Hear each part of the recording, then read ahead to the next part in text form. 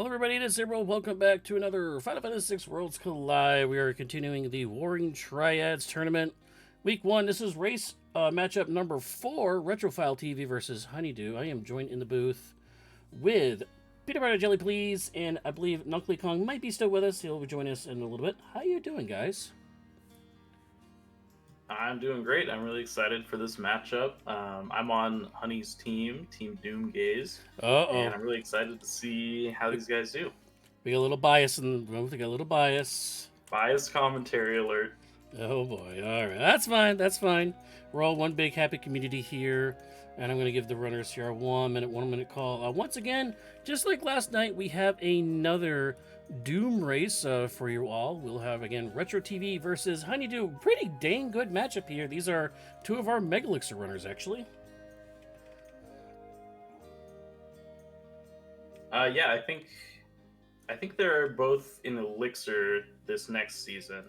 Honey was actually in my Tonic group a couple seasons ago, and he's extremely good at the game. I would say he's probably the favorite going into this, but it's Warring Triads, and honestly, anything can happen. That is very true. Anything can happen. We've seen it definitely some missaved opportunities and such like that. That's happened. We have seen some comeback figures. We also see some very, very close matches within 20 seconds, actually, of each other. So we hope you can see a pretty good, darn good race as we get a 10-second countdown. 10-second countdown now for our runners. We'll be seeing them often running like a thundering herd of basset hounds in just a little bit, because we do have a little bit delay. That's just one of those things.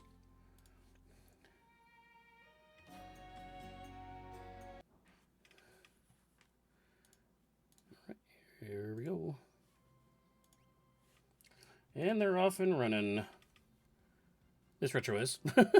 Now, one thing about this Doom set is you do get -10 to the magic power, but you do get +20 vigor. This is all about, seems to be about fighting the big weapons and smashing enemies in the face with them. And once again, we have yet another go-go seed, and it's with a Gao. Oh my goodness. I think HunnyDoo is calling this out before the race started, that it's always go-go on this flag set, and once again... It is randomized. We will confirm it is random 2 characters, but for some reason, Go-Go just has to be in the party. I didn't see what the abilities were on Gao, though. We had 2 option abilities, though. He has GP Rain and Steel, which is not the greatest, but GP Rain is useful for the early game, at least. Well, it is partially useful for the early game there. However, I do think that it will lose money every time you do use the ability, though. True. And really, the fact that Gao can't fight is a big problem in this flag set, because it's all about just strength-based attacks. Yeah, that's the other problem we're going to have with this, is that Go-Go's the only one that can do it, but you actually have to equip the fight command. Unless you don't mimic anything, he'll just fight random hit a random target. So even though we have +20 vigor, we really have no real use for it, unfortunately, right now. So Retrophile is doing the little cheat there. It's a legal cheat, but one of the NPCs in Nourish World of Balance will tell you how many battles you need to unlock the Curse Shield before you actually get it. That is actually a Worlds Collide add-on that we added into the game. So you can actually preview what the Curse Shield's going to be before you actually get it in the World Ruin, or for lock for that matter. Oh, do we have no game sound on the stream right now? It will not get game sound, unfortunately, through Discord. That's the one problem with Discord. You will have live action from it.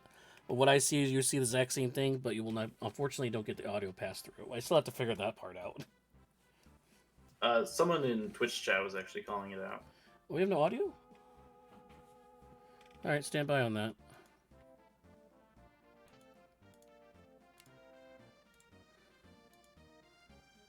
I am showing audio for you guys. I do not know why you guys do not have audio. Oh, maybe it's just very quiet, they say.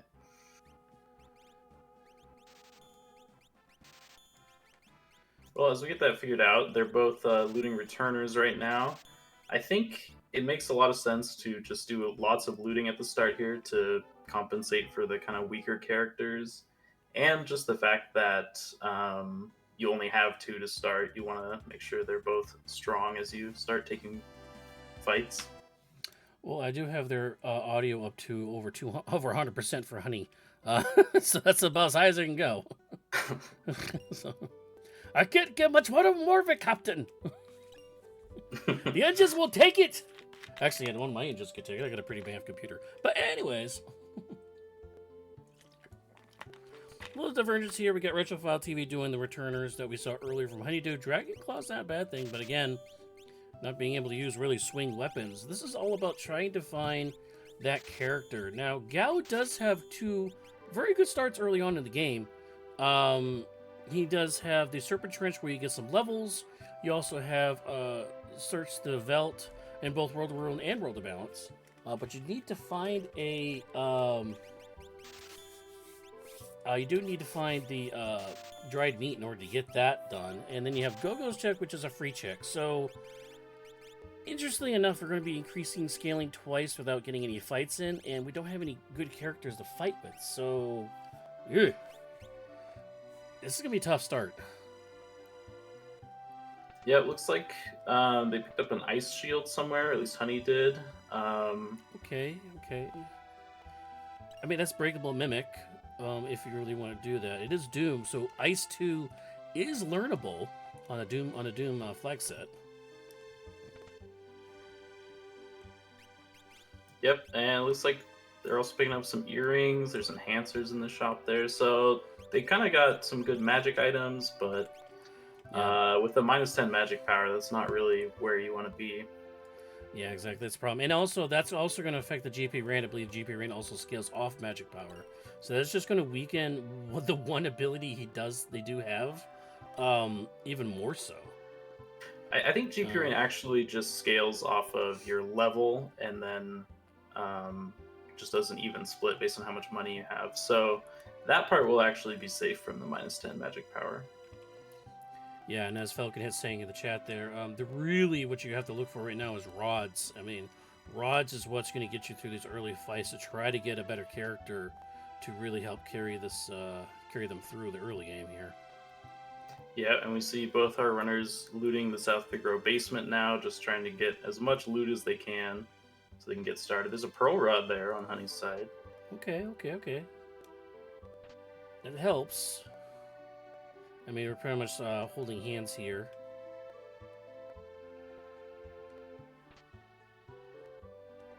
Oh, did they also find an XP egg? That would be pretty huge, too.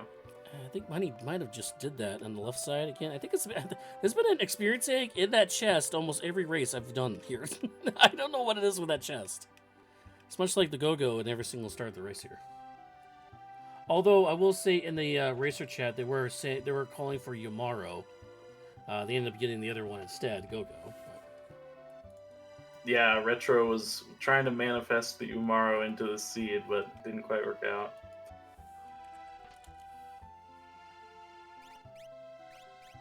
But never mind. We have a false experience egg call out in chat.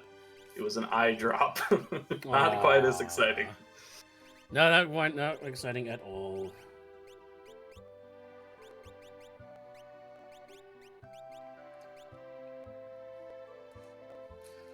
Yeah, we're sorry we didn't mention the alert there in the chat there, of course.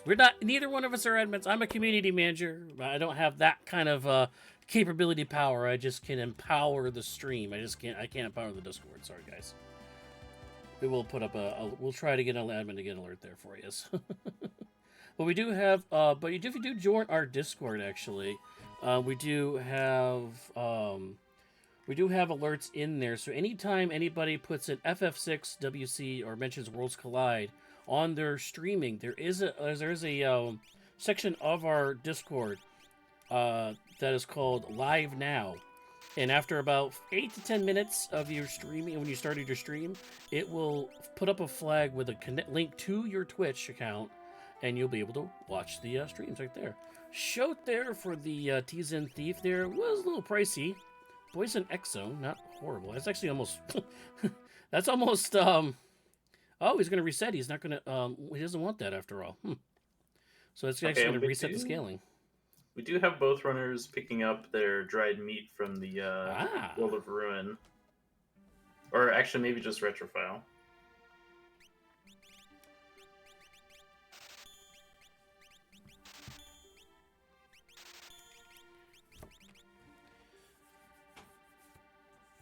I guess they were trying to look for some damaging spells. I mean, Poison Exone isn't horrible. More Magus Rods and Enhancers. Well, we really trying to counter that negative 10 magic power here with some of these weapons. Yeah, that's one way to go about it. Okay, now Honey's heading into World of Ruin Narsh. He's going to pick up his Flame Shield there. Thank you, We'll Para. find the dried meat in the item shop.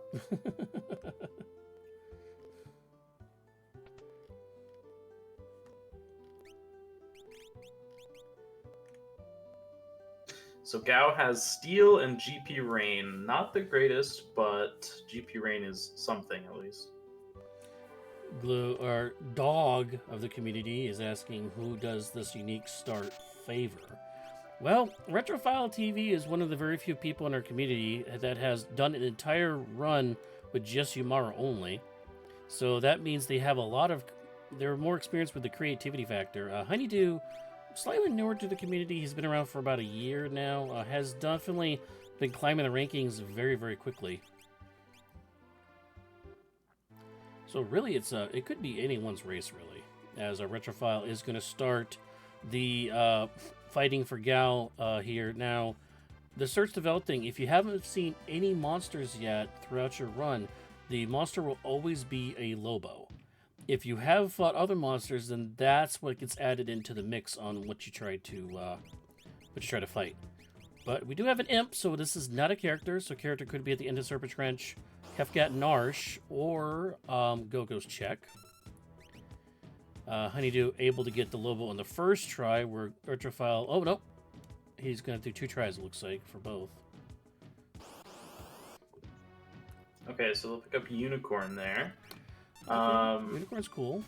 I haven't noticed... I don't think they've found any Warp Stones yet, so I think they'll be not too excited to do the Zone Eater Cave without those. Yeah. Yeah, I wouldn't be thrilled with that either. But Cure 2 on that Unicorn, so that's going to be very helpful as HunnyDoo also gets theirs. We're kind of neck and neck here. Yeah, the Cure spells are kind of funny on this Doom Flag set because a decent amount of the time you're going to be taking the dragons and getting Auto Reflect, which means you really can't use the Cure spells on yourself at all. No, not at all. Okay, Latin Americans and the Nom Nom rabbits. Not too bad. Yeah, you can see they're just melting with only 1 check completed so far. These characters, or these enemies, are, I think, level 2 or 3, so they're going to be going down pretty fast. Well, yeah, 2.5, 3, so they're level 6, I believe. Oh god, anytime you see ninjas on screen, you want to run. But he, oh wow, Ooh, 200 health, apparently, so we didn't have to worry about that. Wow, Retrophile's braver than I am. Yeah, taking advantage of that level 3 scaling there. Well, let's see if Honey runs, out of it. Because now Honey has that fight. But Honey's going to face it as well. Same amount of damage. So they both have about the same amount of money. With 100 damage each. So we are exactly tied. Retrophile slightly, although I think he started ahead of Honey, so I think we're actually tied in time. If you looked at our stream side by side, technically.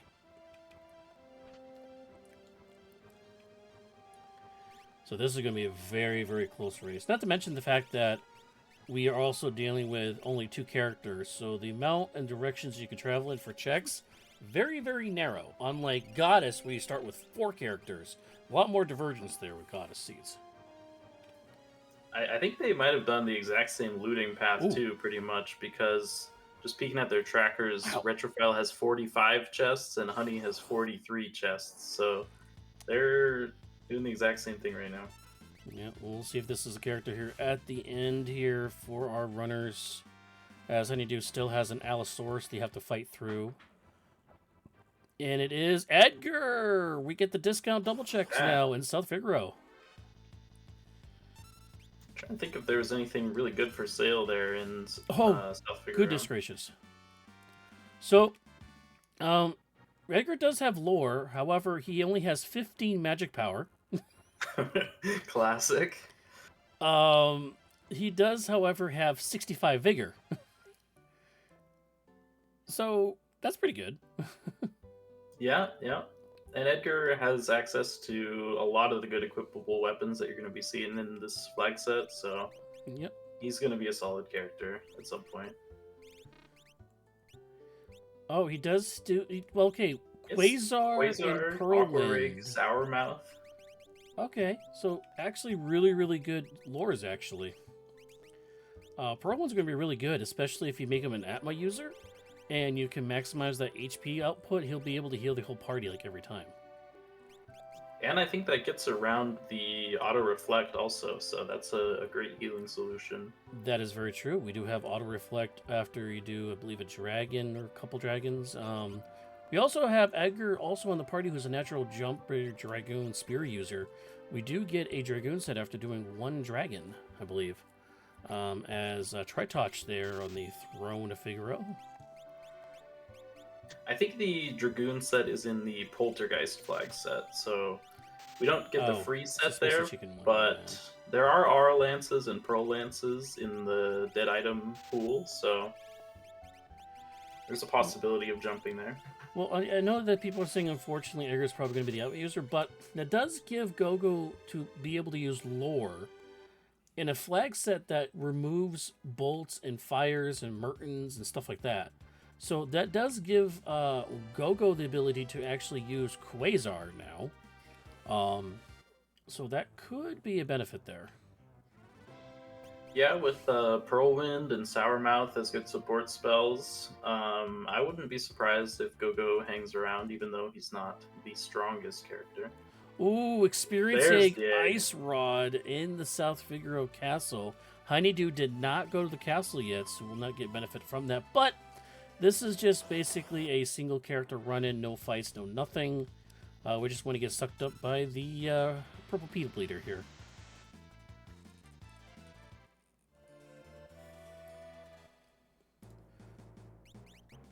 I'll get on that right now.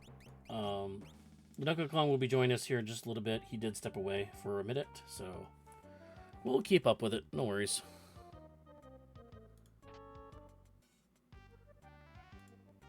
Alright, we got Honey heading into the Zone Eater Cave here. Let's see how he does on this bridge troll. Yeah. Oh, gets through the what? Very kind, Yeah. very kind. Now, Retrophile already knows this is an Esper. He already knows what's on the Esper. He was just double checking to see how much it costs. It is cheaper in the World of Balance. It's like 36 versus 56, I believe. Okay, that's pretty doable. Does he know, or was it HunnyDoo that peak didn't reset? I thought it was Retro, but I could be wrong. Oh, good point. I think yeah, Honey might have peaked it. Oh, that's right. No, I'm sorry. You're right. Honey did peek it and actually backed out, not taking the extra Esper. But we'll know the Esper is there in case he needs it. And Cyan is in the belly of the beast. Slot Machine Cyan with 11 magic power. Oh, goodness. Yeah, this is not exactly what you want to see in the Doom flag set. All these magic abilities with no magic power.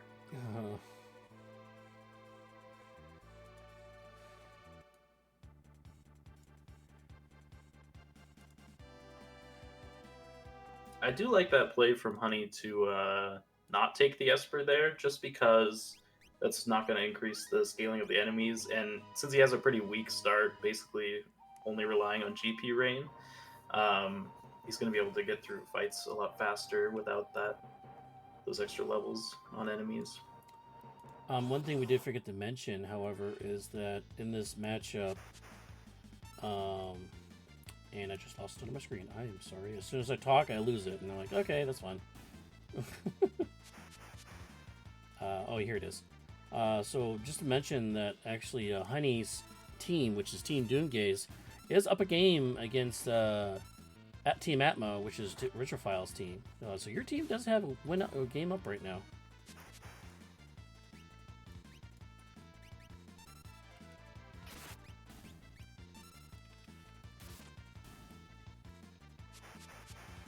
Alright, Honey's slogging through the piranhas here at Doma Siege.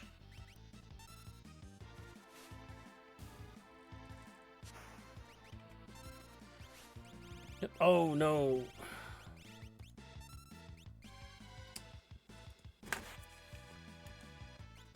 Oh, we got the ad break there on Richard's screen.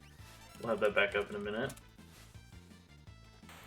Now, we do tell our runners, if you ever restream, please turn off your ad sales. That's the first thing I tell them. Sometimes they always forget anyways.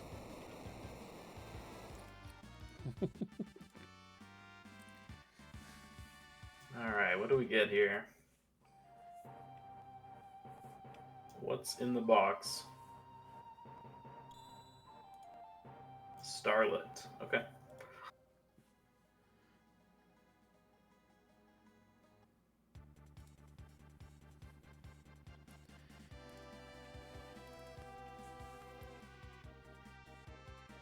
On the flip side, the more espers you pick up, the more XP you're going to get from enemies. So,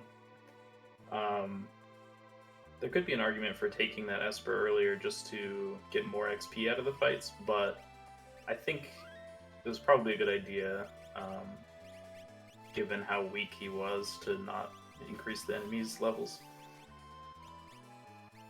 Yeah, it's always tough on the Doom flag set when you start with Go-Go and Gao. Yeah. I've had one or two of my practice runs start that way, and I think it was Gao with Slot and Steel.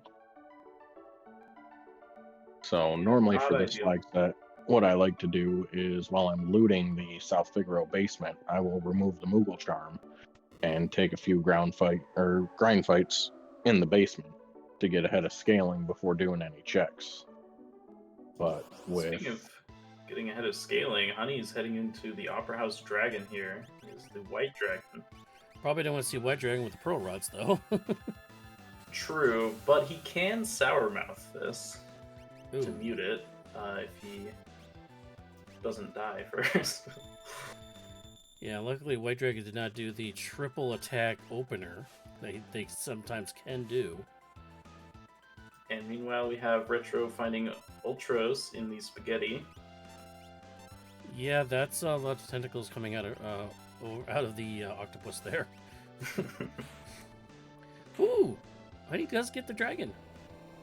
That's a big boost for them. Had enough money to throw at that problem. Yeah.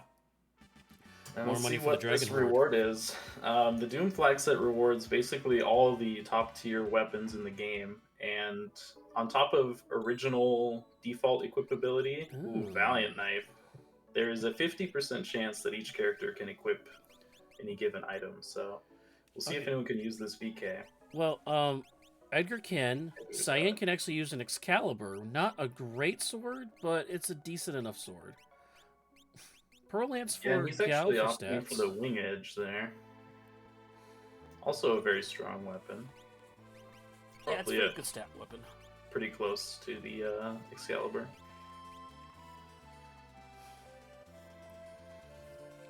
Well, finding an equipable VK, I think, is and all that XP gives Honey a decent lead here. He's going to have auto reflect up now, which can be good or bad depending on the situation. And he's now heading into Mount Zozo. Oh, he's going to do another dragon here. Yeah, so 1 dragon gets you auto reflect, 3 gets you auto haste, and 5 will get you auto image. I'm wondering if he's looking at the long term with Edgar and Cyan in his party and thinking, maybe I can go for 5 this time. Maybe. Retrophile got Terra during his commercial break. Ooh. Okay. Okay. Well, let's see. Looks like Terra was at. Had to be in Was it the Tentacle?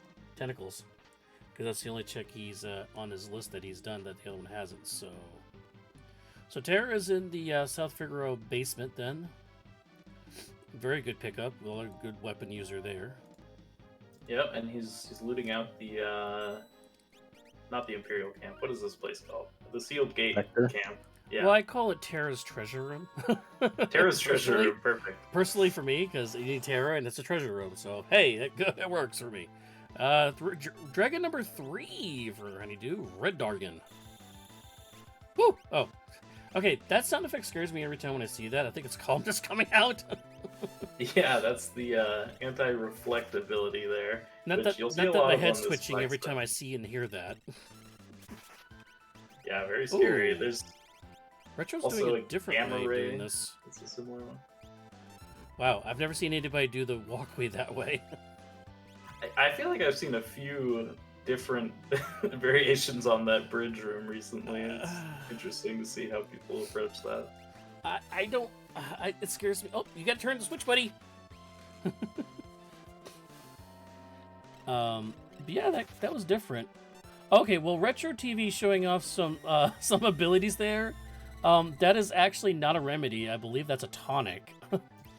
Even though it tells you it's a remedy, you actually get a tonic, I believe. Ooh, Oh, interesting. offering. Oh, there's an offering. Okay. Well, he doesn't have a VK or an Atma yet, but we know that there's a VK on the Opera House Dragon. So that offering could pop off at some point. Yeah, good. Don't have a. Oh, yeah, VK. VK is possible. So with Edgar. So yeah. Unfortunately, that's where your Whirlwind is, so that's not going to be a viable option either anymore. Okay, well, Dragon's going to be able to heal itself Reflect off the saved him there. Reflect. Not a character. Yeah, Honey taking the time to revive his whole party, and he's just relying on Ice 2 to get him through, and there it is. All right. By the way, There's thank you, Alexander Killer for the Chair, for the 6 viewer raid. Appreciate that. And speaking of raiding, we are going to raid another race here after this one's done with a Ragnarok reward there for HunnyDoo. We do want to mention that there's another race coming up after this one. However, not this channel. It will be on the Speed Gaming Network channel, Speed Gaming 2. Stay right here. We'll raid you over to that race once this one's completed. That is going to be Keith McRocks versus Shadow Sid. That is actually a... Now, the race itself doesn't matter so much team-wise for this tournament, but that race in particular is a grudge match race, which is a rematch of Chupon's Pit from the last tournament. So, yeah.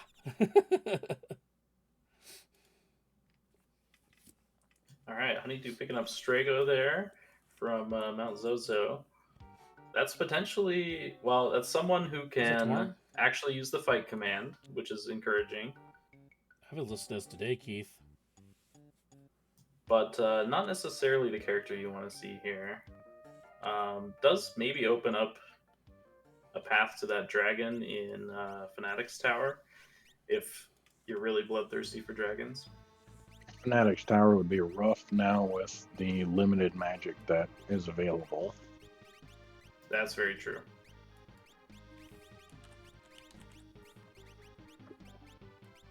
But if he's looking for a dragon grind, there is still the option of World of Ruin Narsh.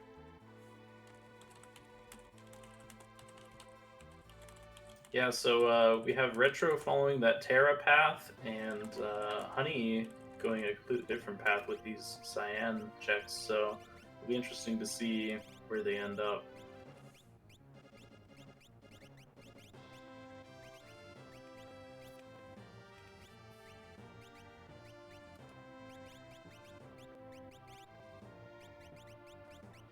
Retro taking down this Gigantos.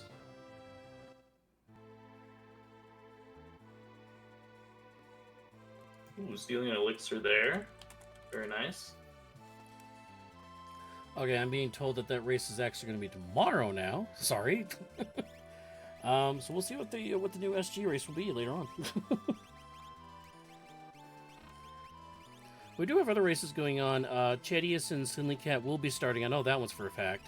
That one will be starting in about 20 minutes. Later on, we do have Lunar Chimera versus Newt Kitty. And Outlaw Star versus JS Numbers will be the late game. They'll be starting at 11 p.m. Eastern. Ooh, and Honey finds his offering in the Opera House for a Mithril Blade, so that's a good trade. And he's going to be able to have this VK offering online right away. Well, Retrophile also found VKs for sale. Oh, okay. In the town that he's in right now. I was trying to figure out what was going on for the races tonight.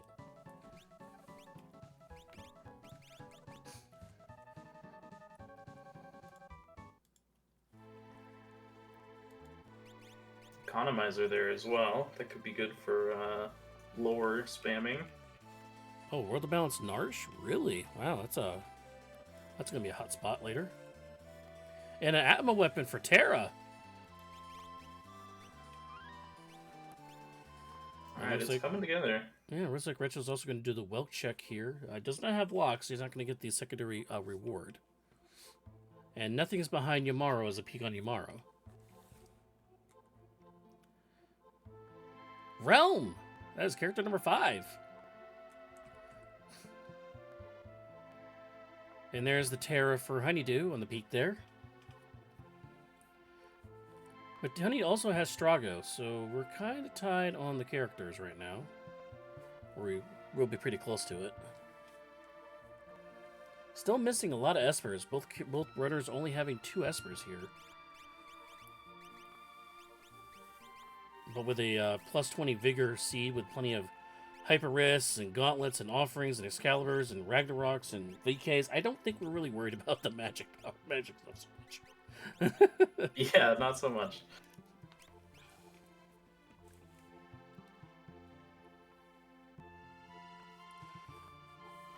Well, WebMD, we had fun with economizers last night as we had a Ultima economizer spamming fest. I think we had 2 or 3 economizers and everybody learned Ultima. So yeah, that was a quick seed last night. Yeah, that's a good time. Oh, Retro was going to go all the way to the top to Kefka at Norge, try to get an Esper off this check possibly. It is an NPC. A Realm, I'm not sure what Realm had there. It was a very quick peek. Yeah, I missed it as well. Okay, so it looks like skip in this seed is 7 characters, 12 Espers, 25 checks. So the only real one I would consider there is 7 characters. 7 characters is very doable, and I think there's a pretty good chance that Honey will get that just from finding Realm there at the wealth spot. Okay.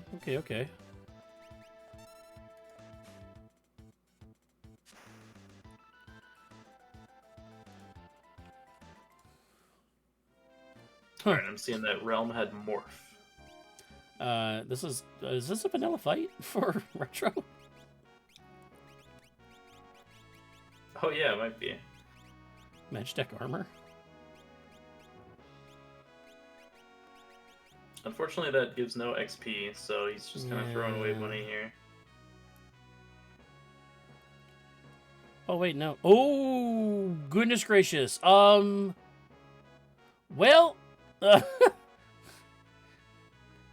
this is going to be an interesting fight. As the following comes out. Ooh, good block. Unfortunately, Terra does have a ammo weapon equipped on Retro there, so that's not going to be very helpful for damage output. But the VK offering for Edgar is going to be the other matter there. Wow, these are some tanky Doom Durgans. Retrophile's like, oh, you think you have me? Nah. I have you, Dargans. That's gonna be a hell of a boost. XP from that. Also 10,000 gold too. Yeah, that'll fuel your GP rain for another few fights. Alright. Keeping that 1 HP, Edgar, as we have Senor Behemoth, a Stayaki.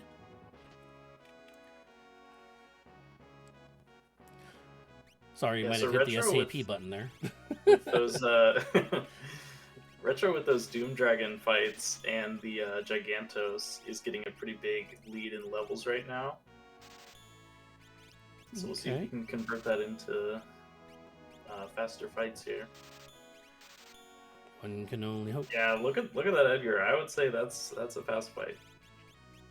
Yeah, offering in a wrist hyper wrist will do the work there. As Honey now just gets the. Now here's the thing, Honey did those 2 dragon fights. Did not have the experience egg. Just got it now. So. Yeah, getting that XP egg late definitely hurt him a little bit, but he's going to be able to scale up into some good VK damage just the same. Yep. Oh yeah, the VK is going to carry pretty much this majority of the seed. Hopefully we can find a second offering for Terra for the Atma weapon, though, is what we're trying to find here. As HunnyDoo is going to be the first one diving into the Ancient Castle check here. Ooh. Yeah, as we find out Realm can use it too. Realm can also use a VK.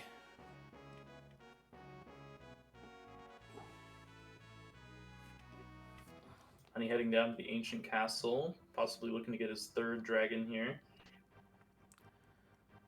And Retro is going to equip that VK onto the Realm on the character swap there. Does he have an extra offering? No, okay, he's just XP egging Redger instead. So double VK for Retro here.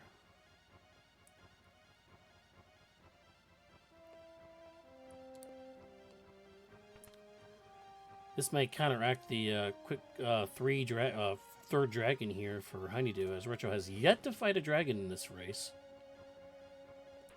And they're going to explore the Colosseum. We do know that there are more offerings here, so it'll be interesting to see if they pick those up. If they held on to their Mithril Blade. See if he has any other different stuff here to choose from. Does find the offering that he wants. Yep, there it is. And that's a very, very easy fight. So hopefully you can get 2 of them here. If that'll be 3 offerings, that'd be insane.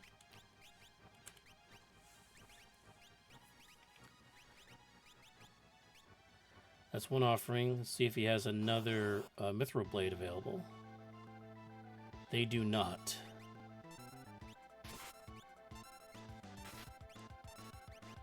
Do see a circlet. I think you just take that offering and run if you're a Retrophile here. That's all you really need out of this. Yeah, so double VK, double offerings here.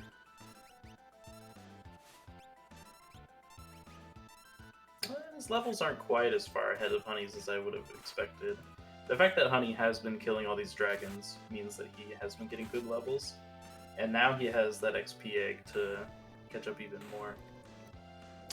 Yeah, so Edgar's, Retrophile Edgar is level 34 right now. We'll take a peek at what Honey's is.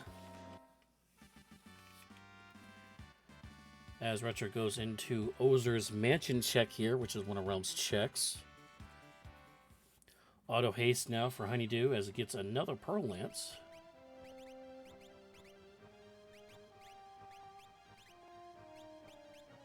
Looks like his characters are in the high 20s, mid 20s. Yeah. Okay, so they're pretty close, but Retro's Edgar is way ahead of the curve. Yep, so Realm's a little behind HunnyDoo's characters, but Retro is ahead on all the other ones, especially the Edgar. So, ooh, Dragonhorn. Although I don't really think we're really going to need it, though.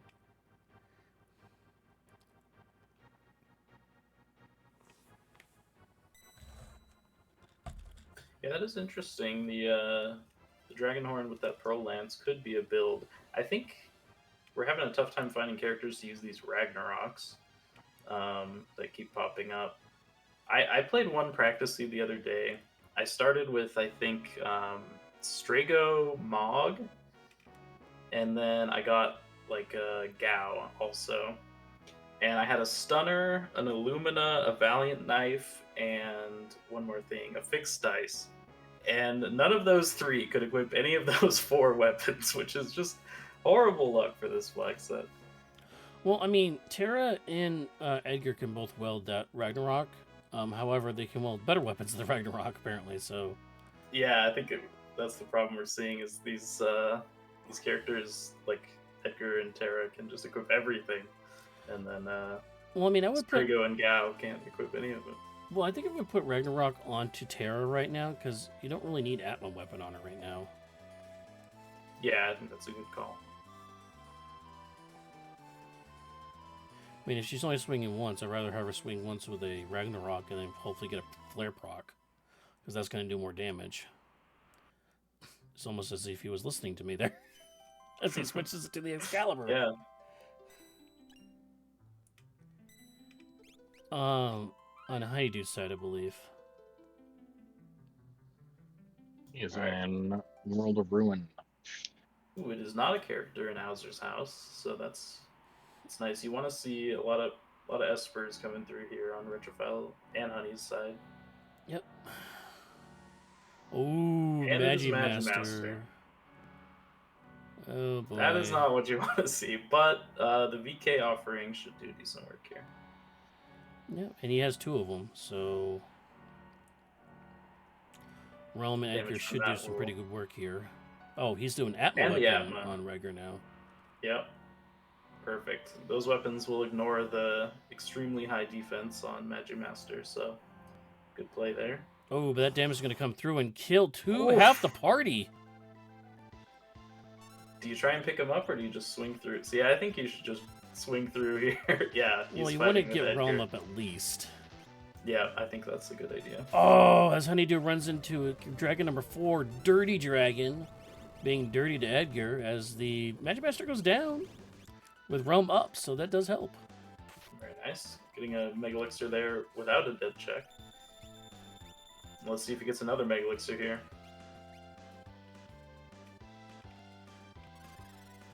Fixed dice. Nice. Well, not really wanted, unfortunately. No, that's just going to be much slower than the Atma and VK that he's got set up. But it could be nice for taking on the statues later down the road, as the fixed dice do ignore defense as well. Okay, so Retro is going to switch over to Aura Lance onto Terra. Ooh, getting a jump build going, or is it counter just for the float? stats?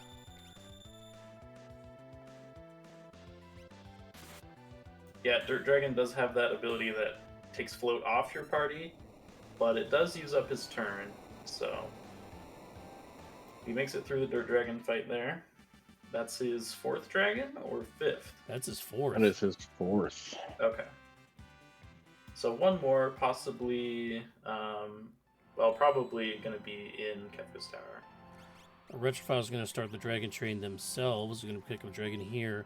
Again, neither runner. We're 41 minutes into the race here for the Roaring Triads tournament. This is week 1. This is race matchup number 4. RetrophileTV versus HunnyDoo, and we're 41 minutes in, and we have only seen 3 espers total so far in the run, so we still have a long ways to go.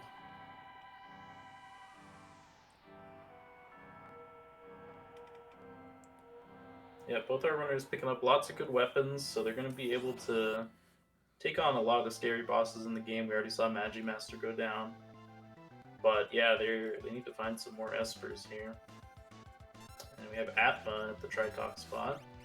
Not just any Atma, that's a toilet Atma. Yeah, this guy is even scarier on this flag set where you can scale up to level 50 and throw out things like Goner. Ooh. I don't think we're at that point yet, but I've seen this guy do some scary stuff. I think Fallen One also, maybe. Okay, so Retrophile just got their 2nd VK off that dragon. So, trying to look at their options here, you could swip the VK onto Edgar, the Atma weapon, over to Terra now. Doesn't look like they're going to be doing that though. Now they're going to keep the Atma weapon on Edgar, and they're going to make Terra a caster with Flare. Also want to point out in this flag set, this is the only flag set of the 3, the other one being Spicy Chicken and Goddess, that you cannot recast Espers in. As HunnyDoo does finally find Esper number 4. Alright, Mad Win there. Yeah, it's a weaker Tri-Touch. Quick. Ooh, that's a nice one to see. Quick Ice 2 It break. does All of them take are a while pretty to useful. learn Quick on this flag set because you only get 4 times magic points as opposed to the 5 of kind of your standard flag set. Yeah, it's gonna be a little slower. And And he's he's already already fought taken most down of his 4 dragons. Yeah, dragons, exactly. yeah. So he's not gonna have that shortcut. You will always get a statue fight at the end, and those will always give you your 40 magic points, so you should have Quick for the end game at the very least. Put it up on one of your offering characters. Okay. Retrophile's Realm now has double VK offering. Wow, you got the Genji glove, huh? You got Genji Glove on Realm with a Bahamut suit, which, by the way, Bahamut suit also increases your vigor, and a Genji helmet, which increases your vigor even more so. So that is a Realm with plus about 30 vigor, double wielding VK knives. Yeah, it's too bad they haven't found any HP Espers, or else Realm would be going crazy.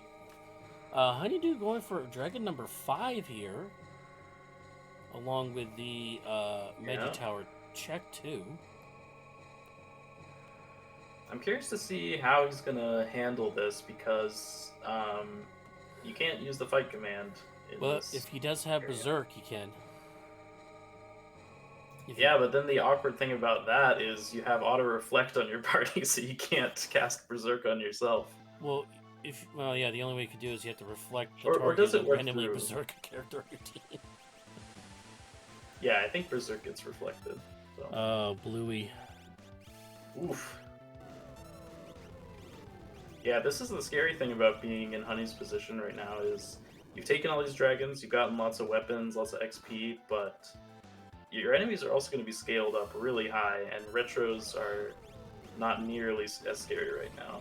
Yeah, so let's see. How many checks we got on Retro right now? Tracker?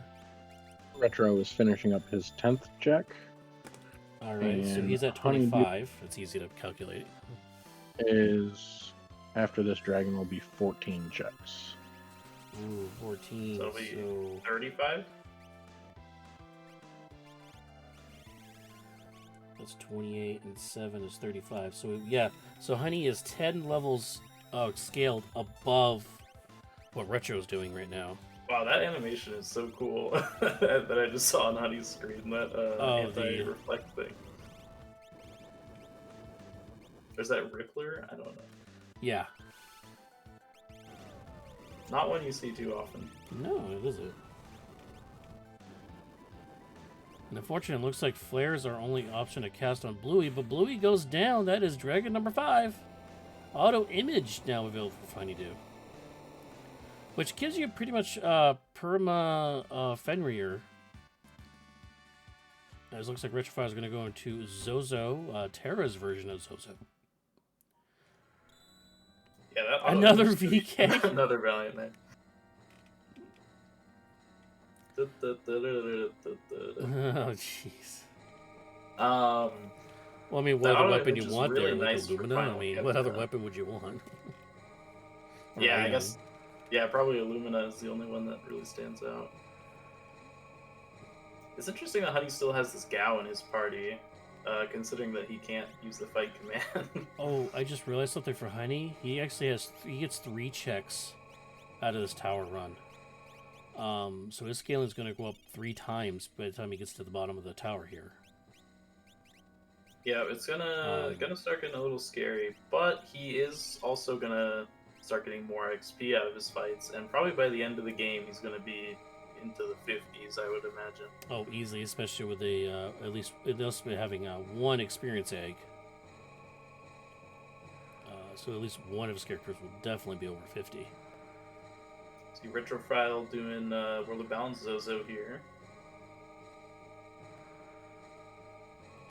Oh, red cap. Here, let's just jack the HP and more. Oh no, it's a behind attack with Ghost Train instead. Wow, Realm for the back row is still doing 4K damage. Times Excuse me, I 8. think you mean 8K damage. And one shots the train. Very nice. Slicing it to bits. Who needs Okay, magic so on Honey- Realm? Realm, the best magic caster in the game. Who needs that? I have double VKs. And he finds Rex Soul at the top of Fanatic's Tower. He's got Flare and Ice 2 as his damage here. I will say Rex Soul makes more sense at the top of Magi Tower than Magimaster doesn't. Oh no, it's a dead check! As he goes to commercial break again.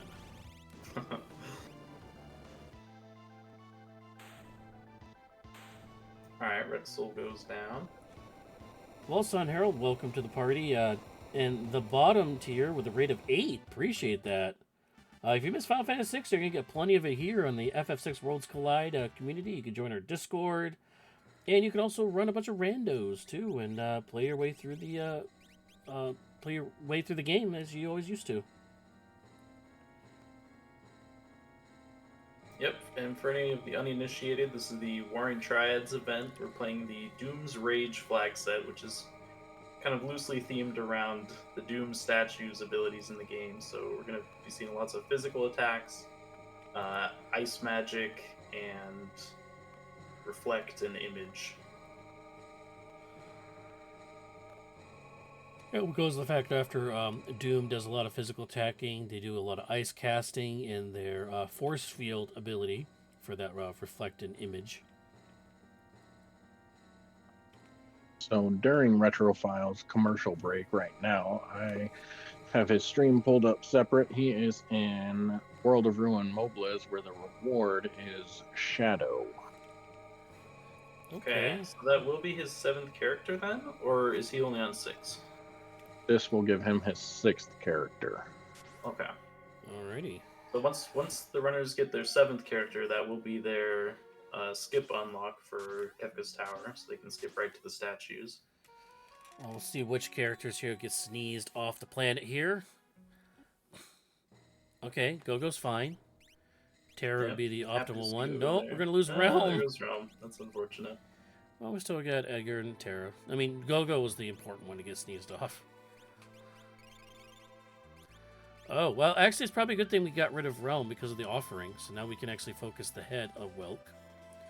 Oh, and that is a Sword Tech Shadow, which Retro does not have Cyan. And Honey's actually doing the check to get you all the Sword Techs right now. So that's kind of a calamity of errors there. Well, I think there's a decent chance he goes to Mobliz at some point, just because it's a peekable check, and he's going to be wanting Espers. So we could see Honey get that Sword Tech Shadow with all the abilities. And that would be his 7th character as well. I think Dream is a great play here.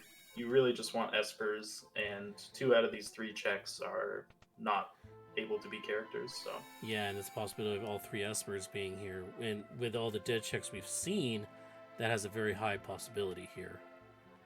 Especially when you also have Shadow available, Realm available on checks that do not have to do with Dream. This has a very high chance of being all 3 Espers, which would get them to 8 Espers, actually.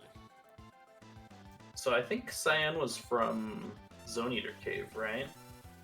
Yes. So I wonder if Retrophile's ever going to check that out.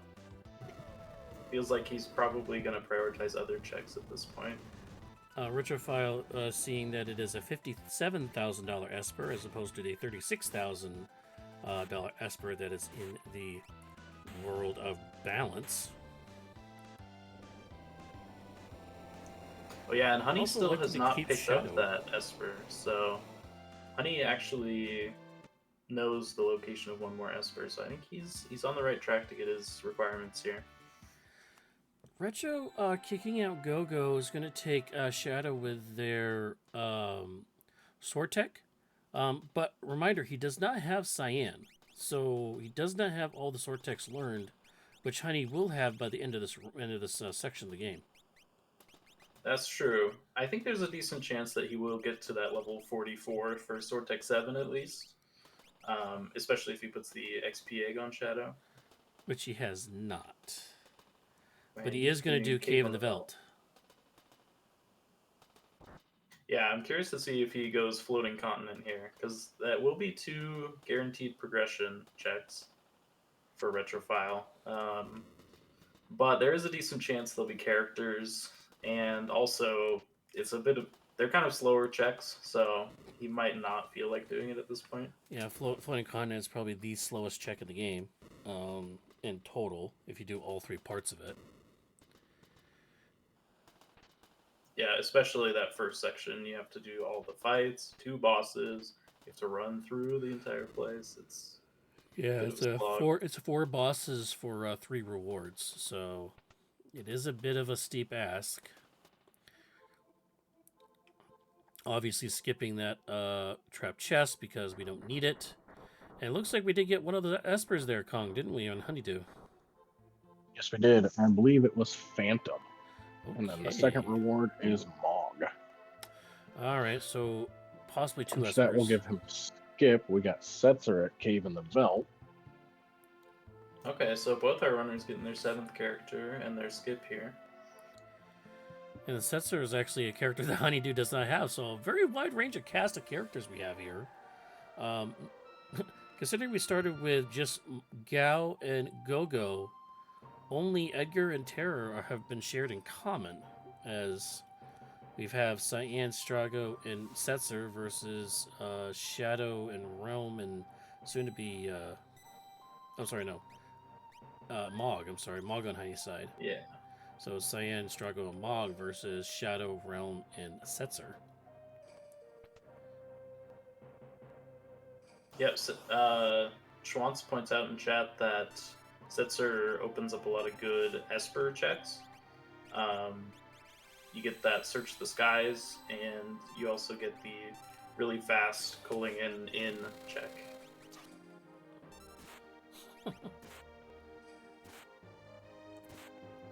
Well, that's going to be a dead frozen chicken here in just a second.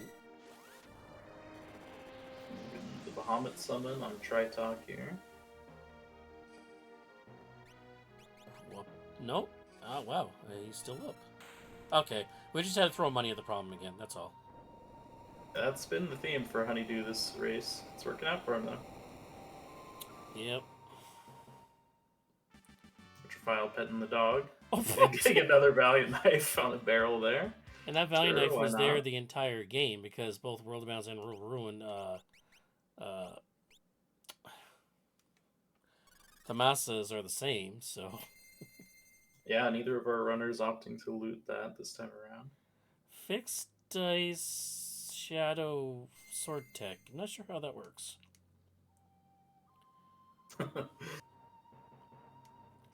Well, thankfully in Worlds Collide, it doesn't matter what weapon you have equipped, you can always use Sword Tech. But it's funny to imagine him swinging the dice around.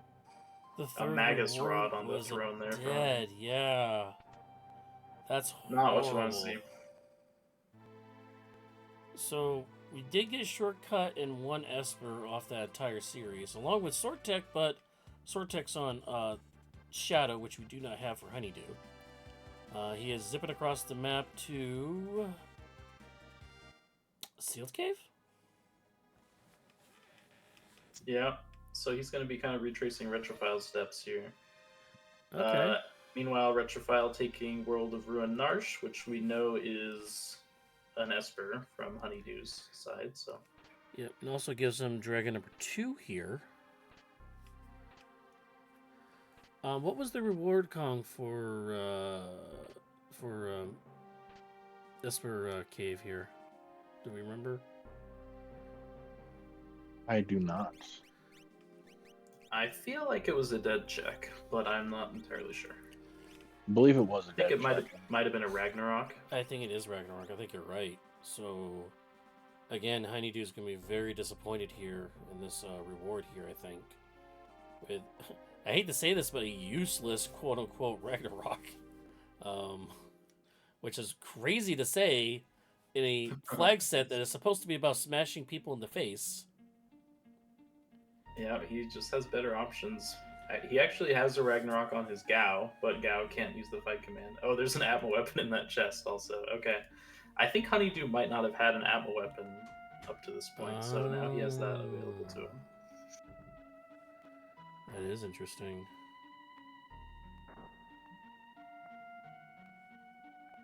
Honestly, HunnyDoo is looking at that 25 check skip now. Oh, he already has 7 characters, so it doesn't matter. But it's not sounding so far-fetched now. He's at 19, about to be at 20 with another dead check.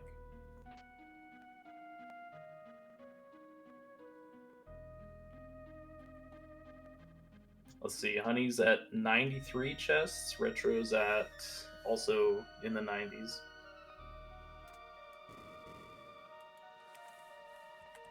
$98, I think. 99. So we should get triple-digit chest count by the end. One can hope. And there goes Toilet Atma for Retrophile.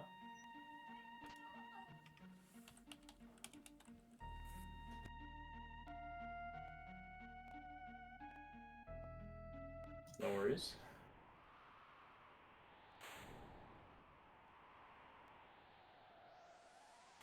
Alright, there's Madwin for Retro, and we see a Ragnarok for Honey. No, it is an Esper. It's Alexander. I was wrong. Okay. That's actually great for Honey then, because now he's at 8 Espers, and...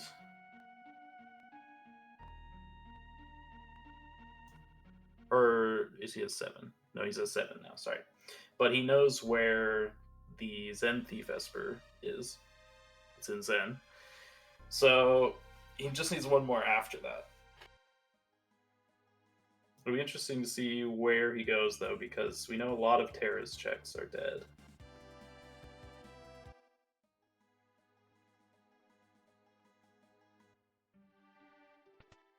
Meanwhile, Retro heading to Figaro.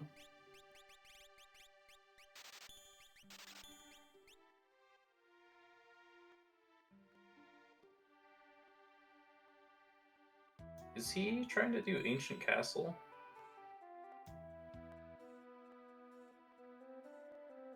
I did not know you could do that in World of Balance. Or is he in World of Ruin?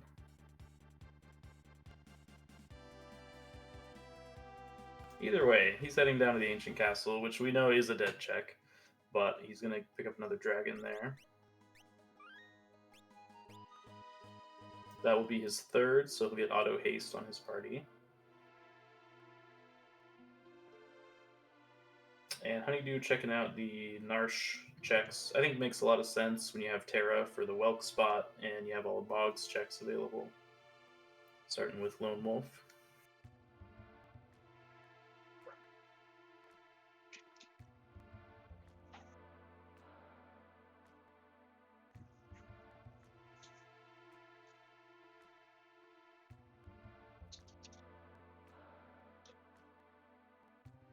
Ooh, nice hero ring in that chest there.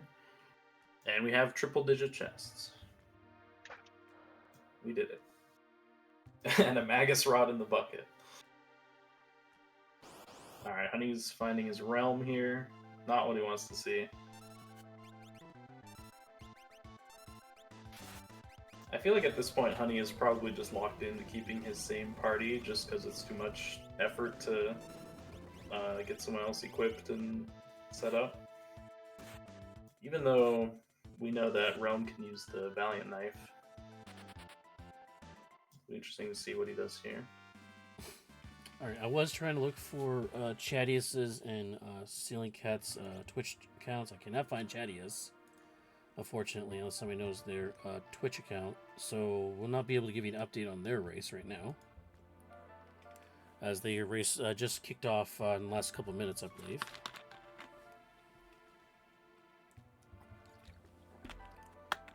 Been super fun this week. Just so many races going on. Big props to you, Saber Wolf and Schwantz, for organizing all these restreams. Really great to see the races side by side. Oh yeah, definitely. We'll have a lot more action, a lot live action as the racing gets narrowed down closer to the end of the series when you get to the quarters and semifinal rounds. As the Retro gets the Ragnarok there actually. Yeah, that'll be his rag. And that is There Esper we number go. 9. That's Kefka unlock for HunnyDoo at 1 hour 3 minutes into the race. Just has to walk back down the mountain, and he's off to the races. Yep, he's going to pass on the Kefka and Narsh check. How many checks is he at? Oh, he has skip anyways because of characters, right? Yeah, he is So at now- 23 checks though. So now the question is, does he run all of Kefka's tower to ensure they could have a 2v statue fight? Or because he has so many levels and so much smashing weapons, is he comfortable just to do the shortcut straight up and just go 1-2-1? Yeah, it's a decent question. We know his Gao is not very strong. I feel like Honey is the type to just go all out and go for the fastest time possible, so he'll probably just try and take all 3 statues, but we'll see. Yeah, he kept Gao in this party the entire time. That's kind of interesting.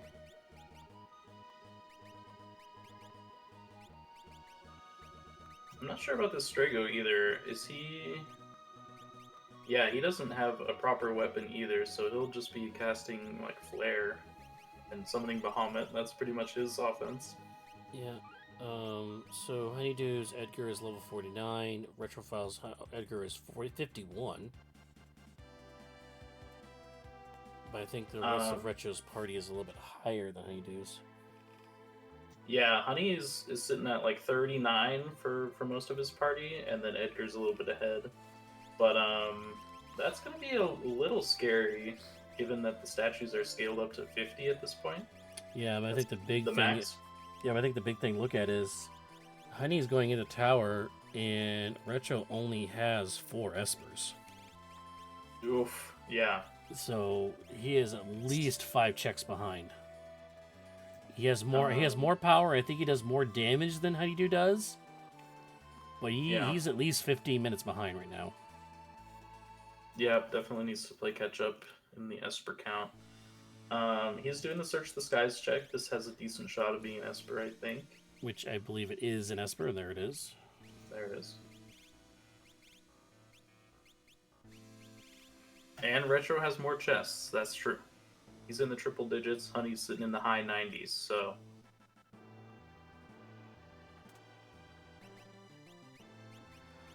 HunnyDoo is going to split the party up. He's going to do the 1-2-1 fight here.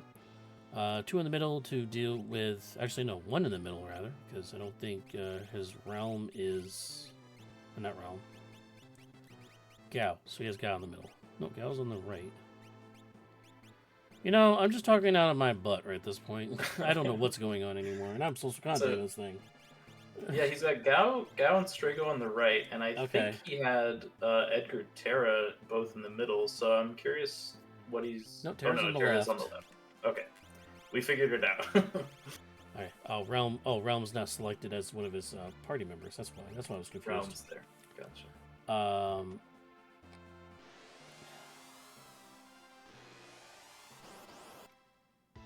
Okay, well, I feel a little bit better about Gao and Strago being together. There's Doomgaze. Well, I think he's 49. I think he's fine. So, yep. He's safe from the L5 Doom. And the VK will swing through Doomgaze's absurdly high physical defense, so that's good. Yep. Well, unfortunately... He's trying to whack Edgar with Realm there to get his health lower, but he has Image. Yeah, unfortunately, Image is not going to do it. But Arrow will do that for you. That's going to drop the health considerably. Oh, or not. I thought that was going to do a lot more damage. Yeah, Edgar's pretty chunky at this point.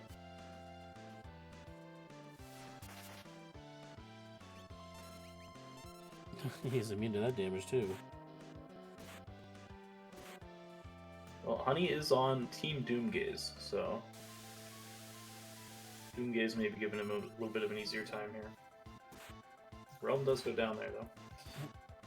One good thing about Reflect is you can't cast Doom on you, so don't That's have true, to worry about actually. Realm going down, even though he's like the fight here anyways. Retrophile picks up an Ice Rod there, and a Magus Rod sleeps here. That And he is the didn't worst possible save. thing. He didn't save. Well, Yeah, it's so going to he's insta just gonna- fight, but still. Yeah, at least it's a leader that you can take out quickly. I think maybe our runners never got Warp Stones this seed. I didn't see much of Warp Stones either. As the statue number 2 will be Poltergeist as he stops himself! Well, That's a great thing about Auto Reflect. oh, this is like going to start really easy. So HunnyDoo is now going to pull even further ahead because of that. There's been a few Doom flags where I was not able to find warp stones anywhere. Really? Well, they had Yes. Warp I Stones think- last time, know that. Maybe shops have like a slightly higher randomization on this flag set, and I wonder if it's like less likely now that Warp Stones will be there because other stuff is replacing it. Back-to-back dead checks there for Retrophile. Oof. Slowly slipping away. Once again, HunnyDoo's team, He's running out of Doomgaze, options. is ahead 1-0 against Team Atma. So HunnyDoo with the win Guys will goes down. win the week for them.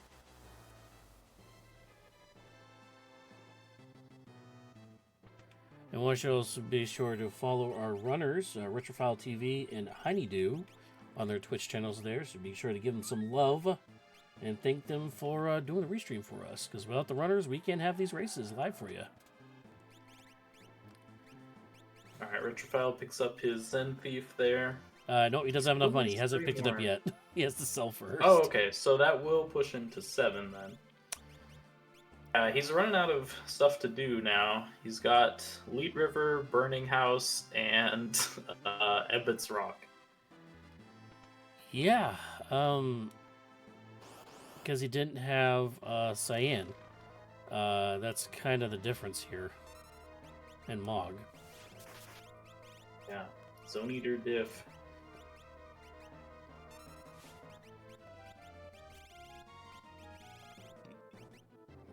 So Gal's We still have not throwing money at seen the Auction problems. House, I don't think. Did HunnyDoo just keep Gao just to prove that he could beat the whole race with just throwing coins at the matter? Not sure if that was his intention, but that is what he is proving right now. Yeah, he's going to cast Flare, but he does have, well, funny enough, Coin Toss is going to help him get through the back end of this fight, because when Reflect comes up, he won't be able to cast Flare on the target anymore, so... Retrophile is going to go to the auction house. There is one Esper available there. Alright, no Imp Robots. Nope, does not get on the first try. Regal Cutlass. Ugh. Oh, Schwantz points out you can cast Flare on yourself because you have Reflect. That's a good play. Yeah, but I think it does reduce the damage when you target yourself, though, to bounce it. Yeah. Oh, he has a couple Pearl Rods available as well. Oh, well, that'll do a lot of damage to Doom, as it does go into stage 2. He does have 1 Pearl Rod. 1 Pearl Rod, okay. Which he'll use money on Gao and cast it with Strago.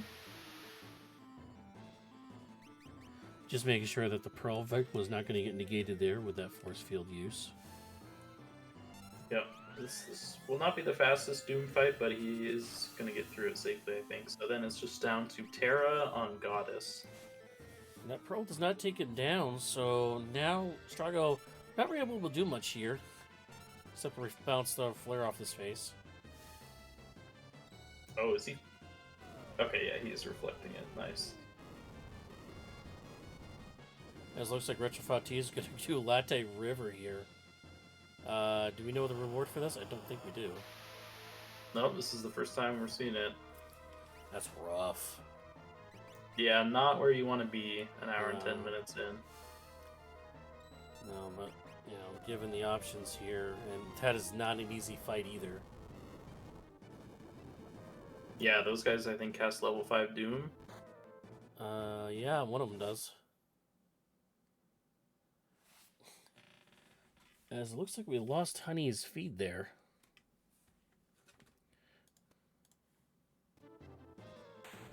Oh, we got it back. Oh, he's grooving. Ooh, shrapnel coming out there. Retro's side.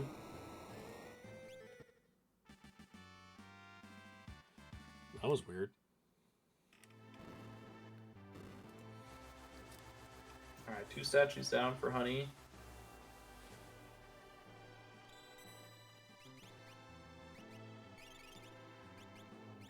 It still has Goddess to get through. Now, Goddess, he's going to have to solo. The only benefit here is if he has Offering, it's going to avoid the love token. Oh, Retro actually bailed out on the auction house. Did not get the Esper. So, Yeah. I wonder if he just didn't have enough money. I would think he would have plenty of money from all the dead checks we've been seeing, but... Yeah, just sell a bunch of stuff. You'll have the money to buy all the stuff you want. Even he probably has enough money to buy the Emperor bot, so... But, yeah, he decided to go down the river instead here. Alright, love token coming out there on Go-Go, which is fine. Terra can get through that with the Offering. Ooh, and snags the Minerva. That early game steal. Very nice.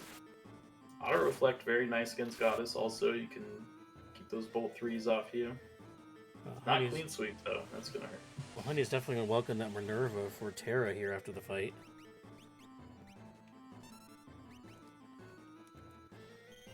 He's got the X Potion to keep Terra healthy. Yep. That should be Goddess going down. Nope. Fallen one. More, and fallen one. Yikes. Oh, that is evil. Having to use another X Potion on Terra here to get her back up again for the Atma weapon use. Yeah, so the healing situation might be a little scary for Final Kefka here. The Water Edge coming out too. Wow, she has a lot more health than I expected. Yeah, and now the damage cut in half here. Still gonna do above 4k, but that is enough. Alright, there we go. Well, as HunnyDoo likes to say, the real final boss on this flag, on all these Warring Triads flag sets, are the statues, not Final Kefka, so... Yeah, and hopefully Goddess he has is an definitely easy the hardest of time the there. bunch. Pooh and Bubba floating on the river here. And Edgar doing 20k a turn, we'll make quick work of that. Well, Realm here doing, let's see, 37,000 jeez. times 8? Well, 40,000 times 8, and still doesn't kill Pumbaba. So, Yeah, that guy is beefy. So That was Edgar, about 50,000 damage. So Edgar's doing 20,000, and Realm is essentially doing 30,000. So that's 50,000 damage just between Hey, Edgar and Realm. It's Palador for Retro, and he's one more, and he knows it's in the auction house. So maybe he wants to go to World of Ruin, and try and buy out that last Esper. Well, he's heading Nope, he's to. got the Zone Eater. Did he? Well, Didn't he gonna do be his Zone plan Eater? now. Honey He has did. not done Zone Eater. Retro So had this is didn't going do to be Zone Eater, huh? Cyan for Retrophile. Yeah, so there's a yeah, it's not going to be an Esper, unfortunately, and this is going to be a character here. Alright, and Honey's starting Final Kefka at about 117. Did we do Leader? Leader was, I think, He did Leader. he was somewhere. I think Tritalk spot, maybe. No. The leader, Leader Doma check. defense check. Yeah. Oh, sorry.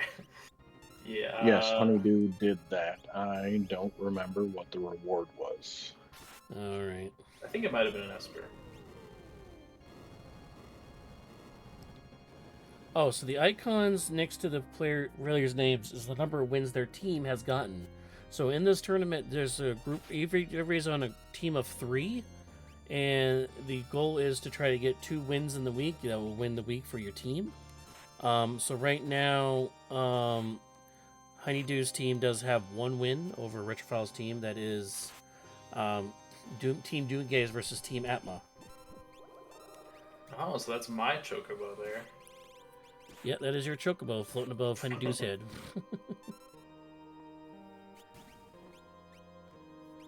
As PB&J, my fellow commentator, is part of Team Doomgaze, so there's a little bit of bias in the booth tonight. Yep.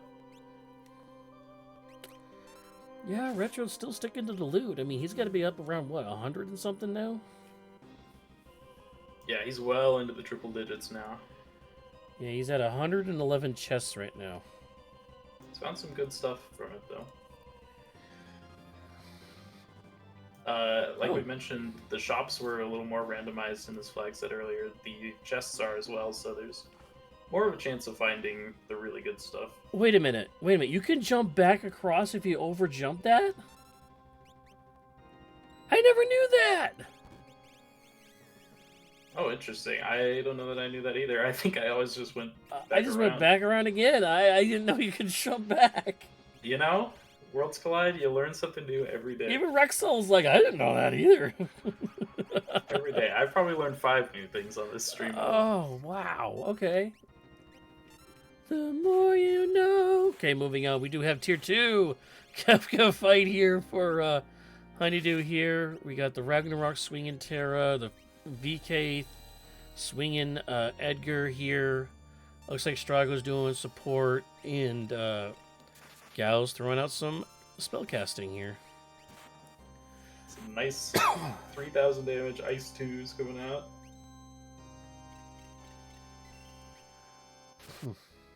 And Reflect, pretty nice against Magic here, since it does not have Mute. Would be nice if Magic could mute himself. That'd be great. Yeah, I think Edgar actually has Sour Mouth, so he could have muted Magic here, but... Yeah, well, we do also have a Siren. Siren was on the table here somewhere. Well, either way, That's Honey's a dead cat. chopping through this pretty quick, so... Nice, even reflects that Ice 3 back.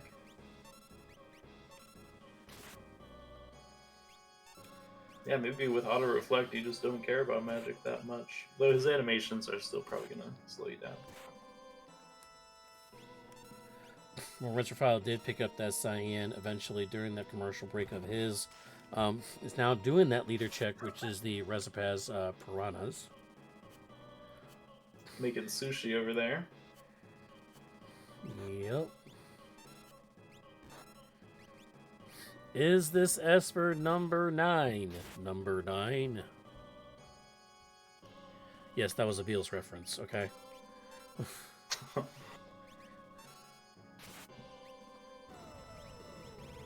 Oh my goodness. Tara, what are you doing? Oh, did she get muddled?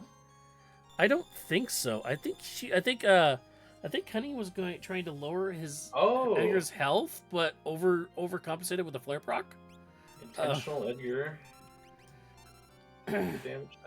I think that was Esper number 9 there for Retro. He is on his way to the tower now. Okay, alright. Currently 17 minutes behind. Yeah, gonna be pretty tough.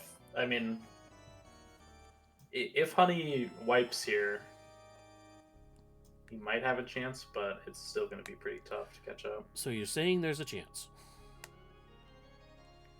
No, I mean, it's HunnyDoo. It's Team Doomgaze. What, unstoppable. Oh, okay. Okay, I thought you were going to put a little doubt there in your teammate. You know, I'm just saying.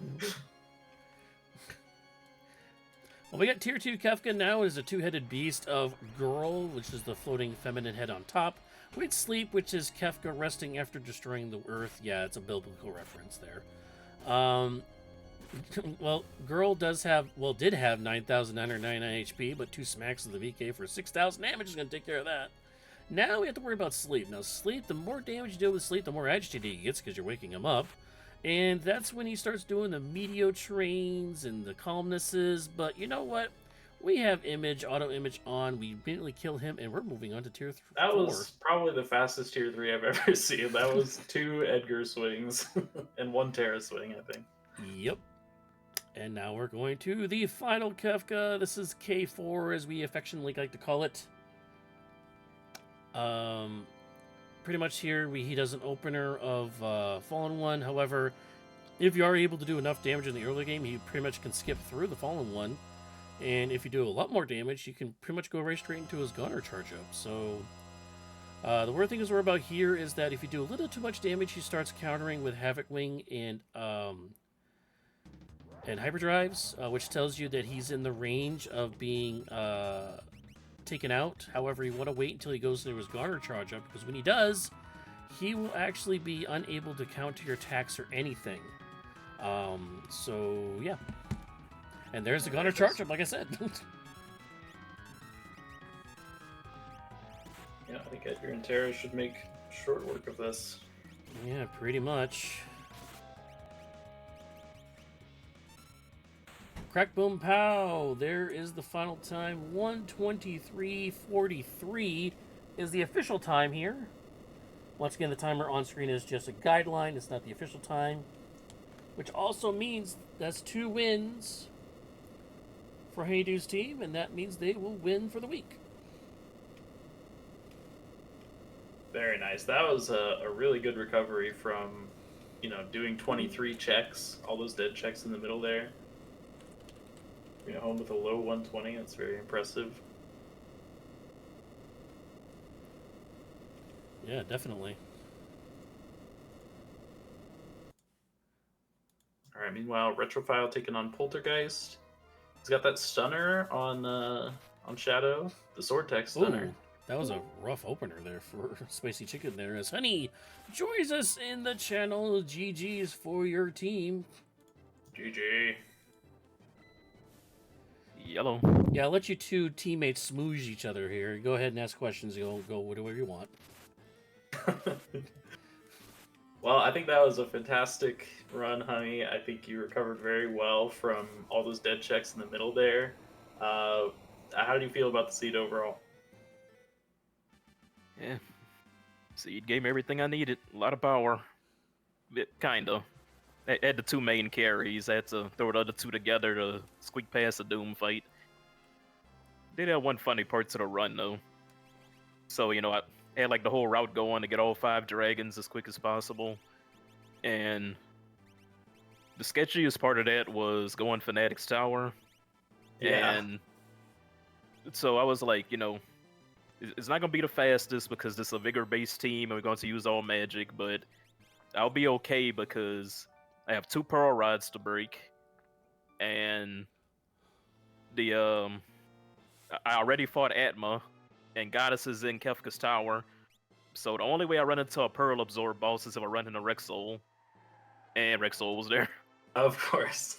So I just broke the Ice Shield on turn 1. I was like, yeah, I gotta do it. I can't kill my whole run doing this chick.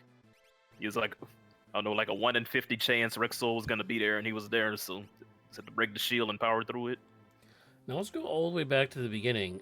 Go start with Steel and GP Rain. What goes through your head when you see that first start? Well, I know early game is gonna be easy. I don't know why GP Rain is like so underrated. Like I be hearing people like groaning and moaning and complaining whenever they start with GP Rain. No, GP Rain slaps. GP Rain absolutely slaps. Yeah, It hits everything. It hurts like heck. Great single target damage if it's just one enemy on the screen. Never misses.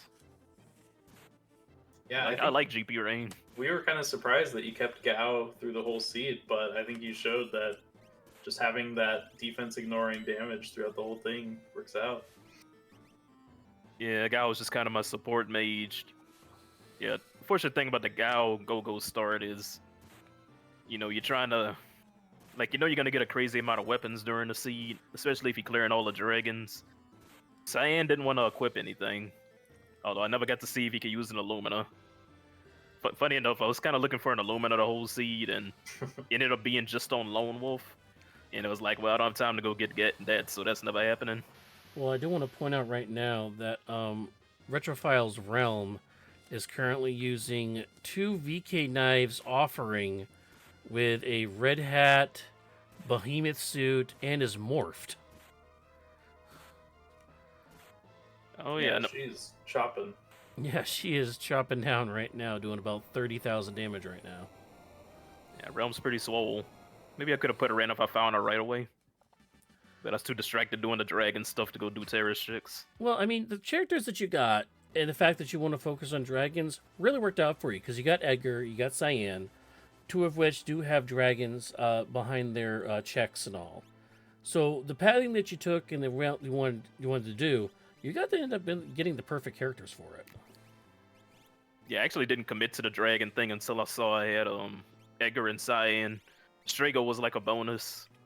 But once I saw it, Edgar and Cyan, I was committed to getting at least 3 dragons. I didn't know if I was gonna get all 5. Then when I saw Strago, I was like, yeah, let's do all 5.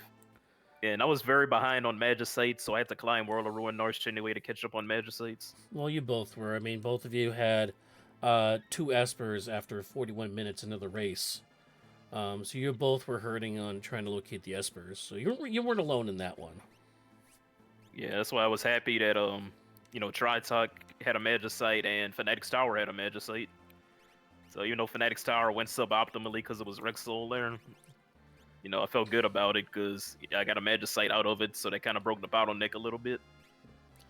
And I know I had Zen Thief Magicite waiting on me, so really I was just trying to get to 8. Yeah, I think... Go ahead. I think that was an interesting choice to not pick up the Esper there at the beginning and save it for later. Can you talk about that choice? Yeah, to check base scaling. Usually I save outside of Zen, and then I also do this in Locke's weapon shop a lot. Like I'll save outside, and the thing I get better be amazing for me to increase that check scaling. And so I went and I got that Magicite. It was like $40,000, and it taught like poison and nothing else. I was like, yeah, I'll just come back and get this in game. So Yeah. I reset out. I got my money back. I got items I sold back, and I just knew Zen Thief was there when I needed to clean up. I think that's smart. I think if it was me, I probably would have just taken it and not gotten much out of it. That Zen Magicite was terrible. It just would have been a paperweight. One of the big differences with yours and Retrophile's routing, because you guys were pretty much neck and neck through all of Gao's checks and like the opening looting, is you did Zone Eater and he did not, so he didn't get Cyan and go that path. He instead did all Terra's checks. Yeah, I've said many times in many interviews, Zone Eater is my absolute favorite check in the game. Like, getting either a quick bridge skip or like a right side bridge skip, like the really risky one, and 1 cycle in the ceiling room, it just feels so good. Like I got the 1 cycle ceiling room and I got the fast bridge skip, so yeah, I was happy. I absolutely killed that Zone Eater. Like I love doing that chick. Really quick, I want to pop in here and mention that with all the races that we have going on around the community now with the World and Triads, I want to remind everybody that MagFest 2024 Worlds Collide will be heading over there. The action will be on a restream Friday night, January 19th at 9 p.m. to 11:30 p.m. Eastern Standard Time. Seto Kiyaba and Zeno will be running a co-op multi-world seed race for that event. It's going to be an ALTTPR co-op multi-world race. Be sure to tune over there at twitch.tv/magfest. Once again, that'll be at 9 p.m. Eastern. I think that Retrophile was kind of a victim of the characters he found, because he did find Terror into, I think, Realm, into Shadow, and none of those rewards kind of gave him the Espers they were looking for. So I think he was kind of a victim finding Espers really late, because when you entered Kefka's Tower, Retro only had 4 Espers. It ended up being 17 minutes behind by the time you actually got into Kefka's Tower. So I think he was kind of a victim of the characters he found versus the characters you found. Yeah, so that looking at his tracker, unfortunately he didn't find Mog. Like, I'm not gonna lie, Narsh was kind of loaded. Like, Lone Wolf was good and it was a Magicite. He had Realm there. Oh, I guess he did go to Narsh to get Realm. Yeah, Narsh is kind of loaded, so it's unfortunate he didn't find Mog in the see where else we might have differed. Well, the Indian characters were a lot, but you did get Mog, where Retro didn't. You also had Strago, which Retro didn't. Oh yeah, see. Oh, I see now. He didn't have Strago, so he didn't do Fanatics. So yeah, that was another magic site behind. But he is entering now into the Kafka climb now, so it's 1:33:03.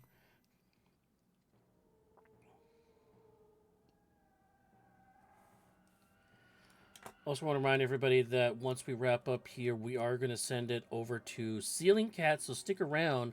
We're going to raid Ceiling Cat's stream after this, because I'm not sure what Chadius's stream is.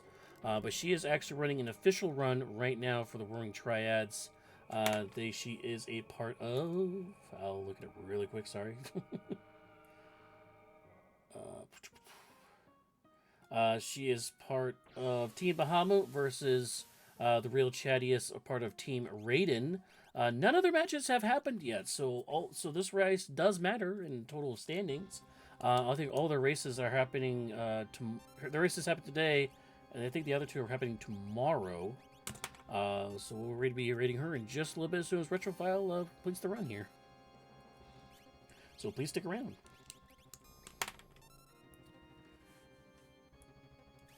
Also want to mention there are some other runs going on tonight. We have Luna Chimera, New Kitty, and Nobody Wore a Silver Thorn. They're going to be doing some runs. We're not going to restream it, but they're doing some runs here at 10 p.m. Eastern Time.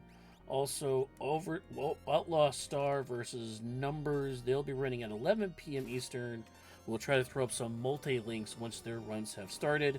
Be sure to go in their Discord channel.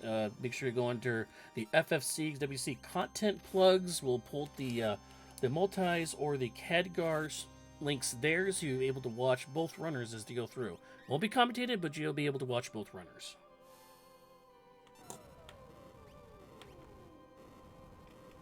I gotta say, shoutouts to Sealed Gate having Offering and Atma inside of it.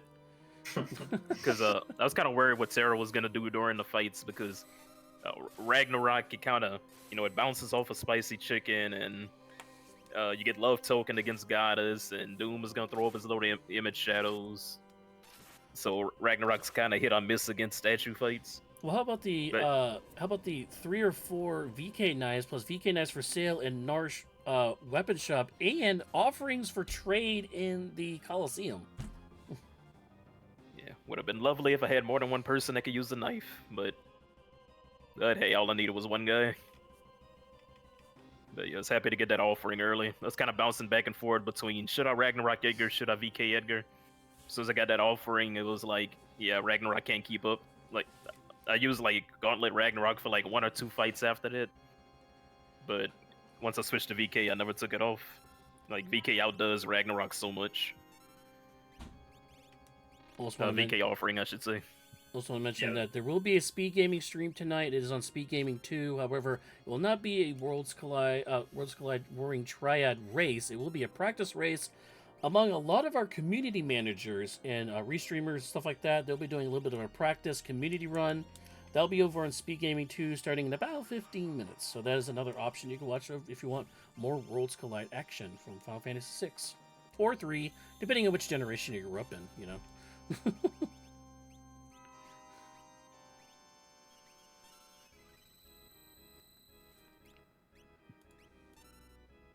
Yeah. I think Retro's absolutely going to make short work of this Kefka. Yeah, you both did when you get all these VKs. Atma is like just smashing things in the face constantly. Yeah, that tier 3 of yours was one of the fastest I've ever seen, with Edgar just chopping through it. Oh, I literally did 3 inputs. You see, there was fight. I think I did something with Terra, then I did fight. Yeah, that's the privilege of having auto image. Yeah, the images refresh every time they go up the Kefka tier, so you start off with full shadows on tier 3.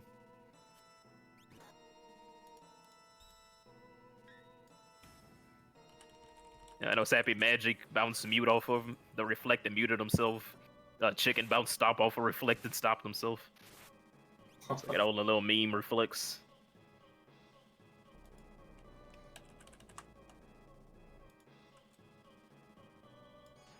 Yeah, auto reflect is. I've done a lot of Doom seeds where I didn't get any dragon kills at all, so I didn't have to auto reflect, and I was able to like cure myself and do like berserk on myself and stuff. That was another thing. I had berserk, but I couldn't use it on myself during fanatics because of reflect. It's Yeah. like stuff like float goes through reflect, but berserk does not go through reflect. Yeah, it was also kind of bad that you had Whirlwind available, but it was on your VK user, so it kind of defeated the purpose there, which would have gone through the reflect to heal, but you're not going to get much healing out of your VK. That's okay. I had the big brain play. I just did the entire Kefka fight without healing. It worked out. Big brain play. No heal for you. That's your big brain play. Yeah, tier 3 hit me with that W win. I was like, I don't care. You ain't hitting me again the rest of the fight, so whatever. Hey, speaking of pro and Retrophile, Okay, right on cue. Caster's Curse goes both ways, people. I'm just saying. He's got the Atma on his Edgar, so it makes a little more sense there. A little more synergy with the Whirlwind. That's definitely true, especially if you had a Paladin shield too. That would have definitely helped with that. For the 49 viewers still following along, once Retrophile joins us here in a cool and quick chat here after the race, we will be raiding Ceiling Cat. She's actually one of our administrators for our community. She is doing an official run against Chadius for the Warring Triads. Unfortunately, I don't know what Chadius' stream is, unfortunately. But we will be raiding her after the race. She is also our best tracker in our community. She's able to track 7 different runners in the same time in the same race and able to do a spreadsheet on top of that. So unbelievable supporter in our community as long being with admins. So thank you. We'll give her a lot of love after this. Oh yeah, huge shout outs to Ceiling Cat. Yeah, she was in my UL group last season. Had fun racing against her. So we were talking that 17-minute lead there going into Kefka's tower there when Retrophile got in. It's pretty much held true. Did not catch up at all. So pretty much finishing about the same amount of time. Well, gonna hop out so you can commentate this ending and get Retro in here. But thanks for everything you guys do, and I'll see you guys in the rest of the tournament. All right, congrats to both of you for getting the win this week. We still did a double round robin, so you still have 5 more weeks left after this to see if you guys can move on to the next round. So good luck. Yeah, we'll do our best. Good job, partner. See you later. Thanks, Honey. But yeah, Edgar making very quick work of Kefka. I think that's a kapow. That is a kapow for them. Their official time is 1:40:19.